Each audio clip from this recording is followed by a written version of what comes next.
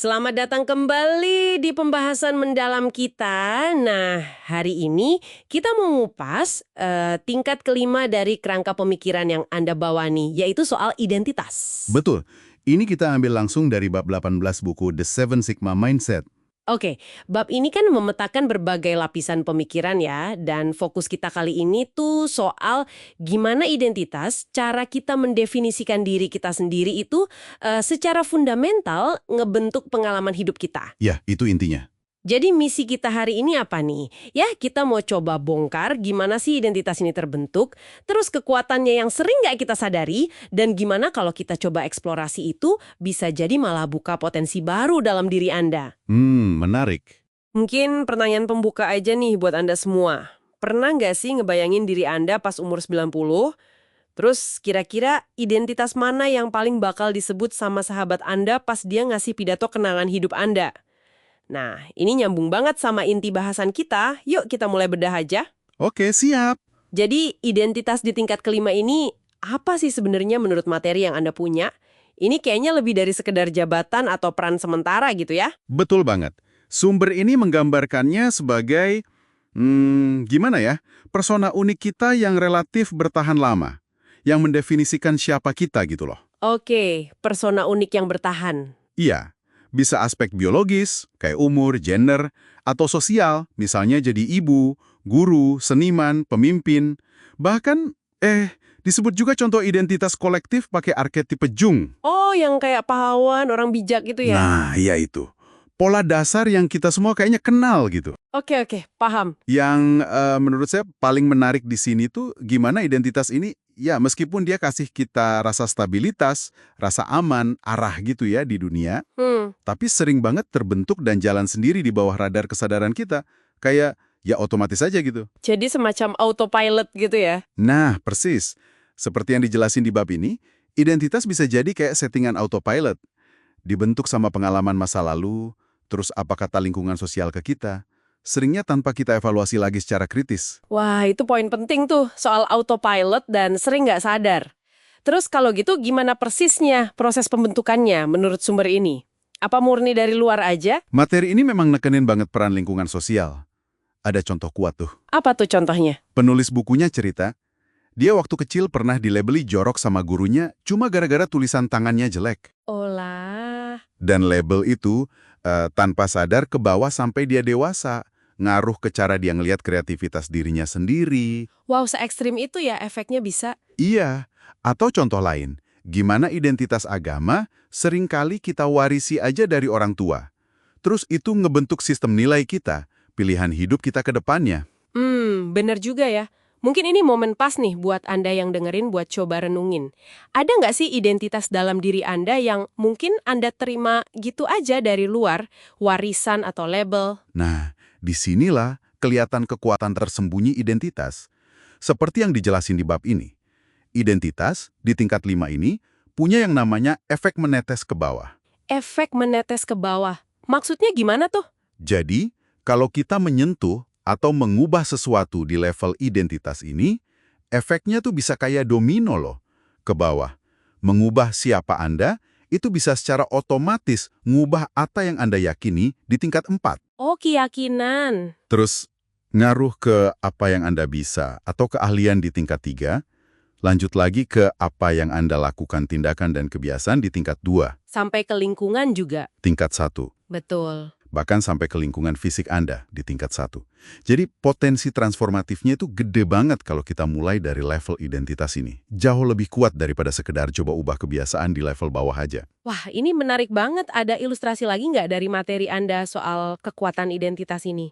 Biar lebih kebayang gitu. Ada studi soal stereotype susceptibility itu cukup terkenal. Gimana tuh ceritanya? Jadi ada penelitian ke wanita Asia Amerika yang dites matematika.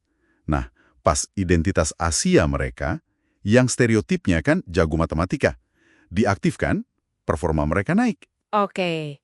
Tapi pas identitas wanita yang stereotipnya dianggap kurang di matematika yang diaktifkan, performa mereka malah turun.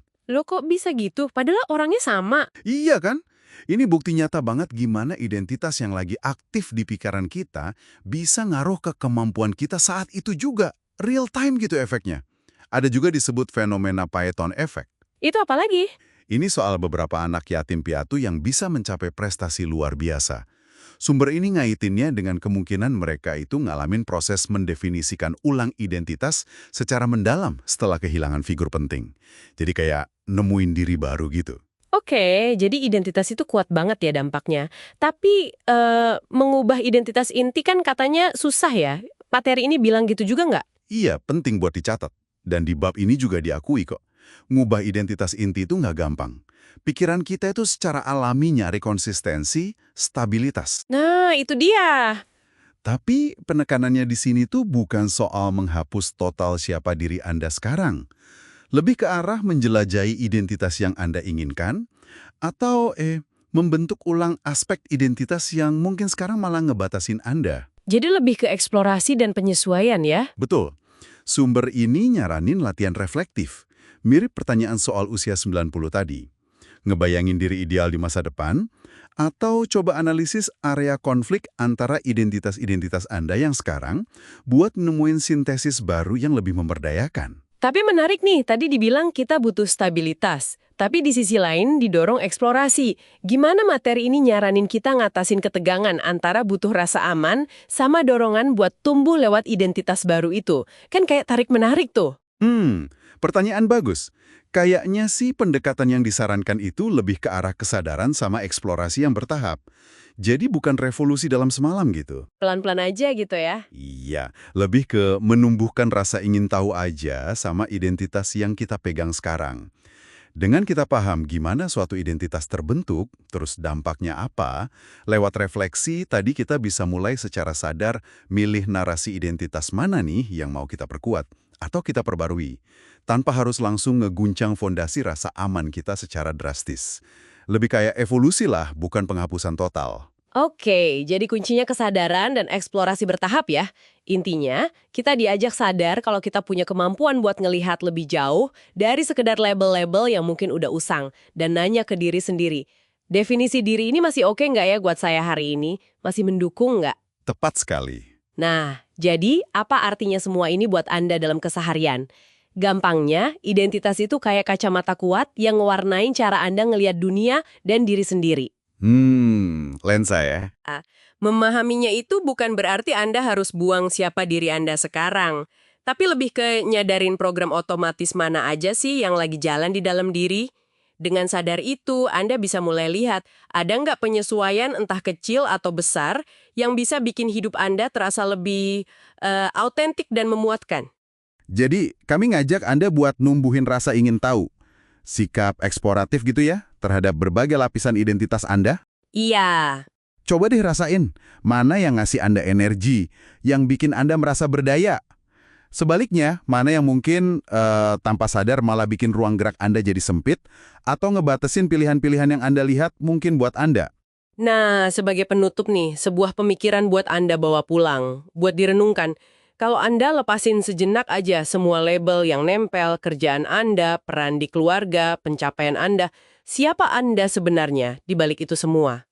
Pertanyaan dalam tuh.